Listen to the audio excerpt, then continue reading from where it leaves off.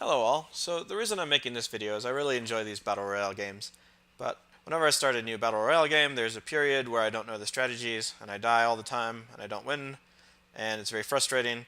So I wanted to make a video that shows what I consider to be the bare minimum strategies you need to know to sort of win regularly in Fortnite.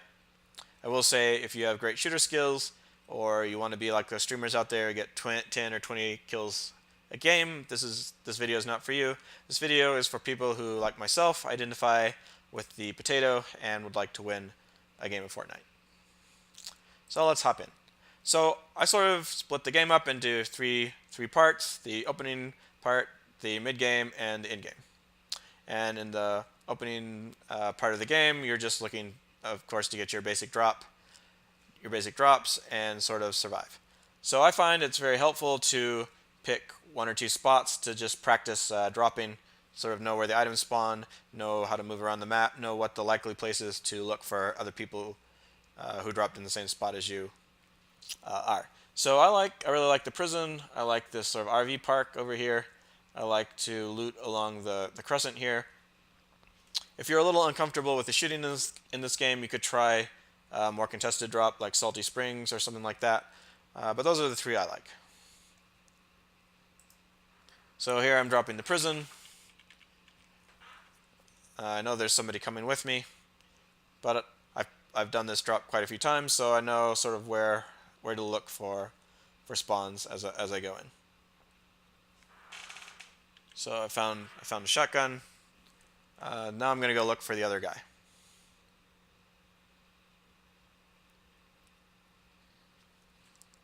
So there we go. I sort of knew a good spot to wait, and I get the shot.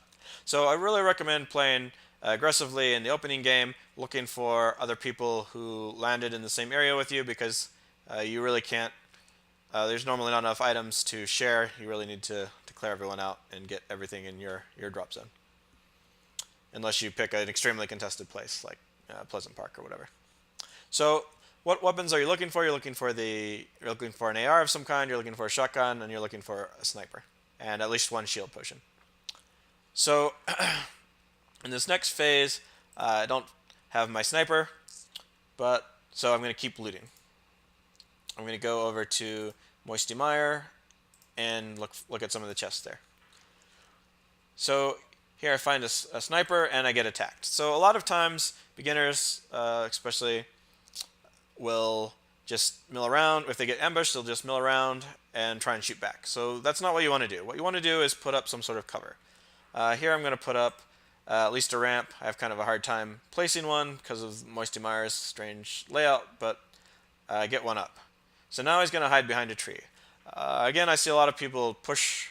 When people hide behind trees, they push the trees. I think normally this is a mistake. If you have the ammo to do it, try and just destroy the tree, and then you'll have sort of cover. You'll have a little bit of the high ground because of the ramp, so you have a slightly better chance at a headshot. It's just better all around to sort of blow up their cover. Alright, so that's what I do. Now let me just say a quick word about the AR. The AR obviously does have some randomness, but if you crouch, if you sort of pace your shots, resetting the recoil, if you try and have the little dot in the center on the enemy target, more often than not, you'll win. The issue with the AR is a lot of times people get nervous and then they'll spam it, and then their shots will go all over the place. So here I'm just trying to get the dot on. I'm not winning any marksmanship awards for sure, but eventually I get the kill. And now I have my basic set of weapons.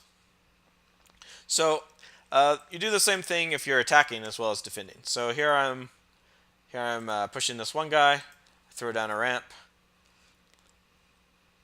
He pops out. So again, pace your shots, blow up his cover.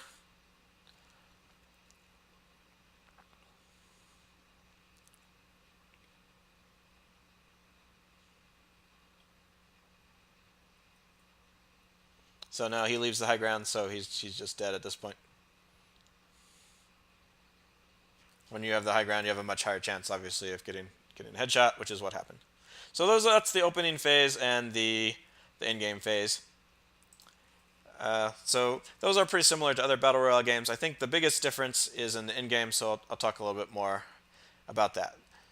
So in the in-game phase, you have hopefully your your full shields, you have your sniper, you have your AR, you have your shotgun.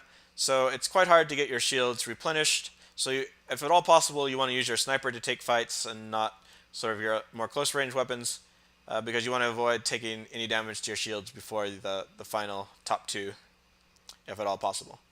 So here, I'm just rotating around the edge of the circle, trying to sort of find a safe position, and I see a guy.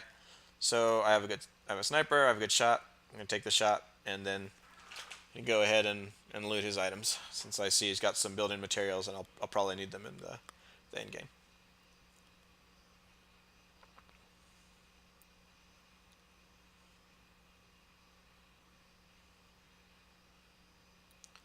So here's my sort of philosophy about the end game is you want to play very passively until you sort of have your base built, and you don't want to build your base too early because otherwise too many people will see it and attack you. So you want to have the sort of the sweet spot of you sort of hide until you have a good position to build a base in, and then after that you want to be aggressive and keep everyone off. So here I'm just going to wait and try and get some situational awareness on everyone else. So I see this one guy going up there. That's a pretty far shot.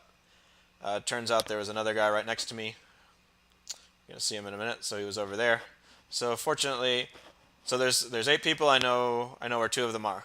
So I see 2 of them down there. I'm gonna rotate the other way, because again, there's no point in taking this fight right now.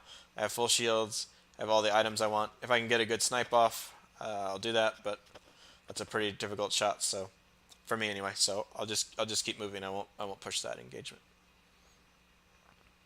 So at this stage, you really need to look at the map and think sort of strategically where I'd like to fight my last fight. So here, there's a clear winner. Obviously, this mountain is the high ground. The high ground is always great. So I'm going to go around the back and try and take that.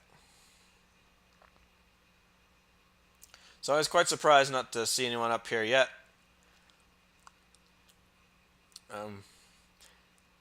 Probably would have been smart to just start building right away, but what I wanted to do was sort of check it out and see if anyone was around.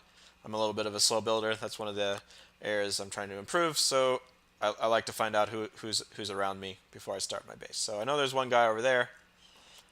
This is just a really excellent spot to have a base, so I'm going to go ahead and build. So what I like to build is a sort of a 2x1. You never want to build a 1x1 because then people can just blow out the bottom and then the whole thing will collapse. You can build a slightly larger one if you have the materials for it, but a 2x1 for me normally does the trick. And I like to go 3 up. I don't like to go higher because if you need to jump off, you start taking fall damage normally. I don't like to go lower because then you're giving up some of your height advantage. So so after you start building, you really no longer want to hide because I mean there's no way to hide. You've sort of announced yourself, so you want to check all the bushes. A mistake I used to make all the time here was try and save my rockets, save my sniper shots for the last guy. You really don't want to do that. I think you want to expend everything you've got to sort of keep your good position after you've sort of announced yourself. So that guy was trying to build up there. I sort of stopped him in time. I see him over there, and I take him out. So that's good. Now I'm in the top 2. My base is still mostly intact. I did lose most of my rockets, but that's probably okay. So I've had this happen to me several times. I have a nice base. I don't quite know where the other guy is, and then I sort of miss him as he comes out. And you'll see what I mean here in just a minute. I'm going to speed it up here just a little bit. So I'm not 100% sure where this guy was hiding. I definitely checked all the bushes. But you just have to be patient and sort of wait for the storm to flush him out. Anyone who's played Battle Royale games knows that patience is often sort of the key to victory. So here I'm just going to be patient.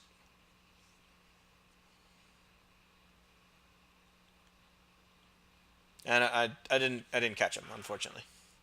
So I've seen people do this strategy several times, and I was sort of at a loss of of how to do it properly, of how to counter it properly. They'll just sort of run around the base of your thing, and if you didn't catch them originally, it's quite tough. So one thing I found is that if you just build these little ledges off the side of your base, you have a good chance of sort of getting the angle you need. So I'm not sure I built the ledges in this one optimally. Certainly this was a dangerous ledge if he sort of shot up and tried to knock me off, but in the end it worked out. So I'm just trying to get a good angle on him.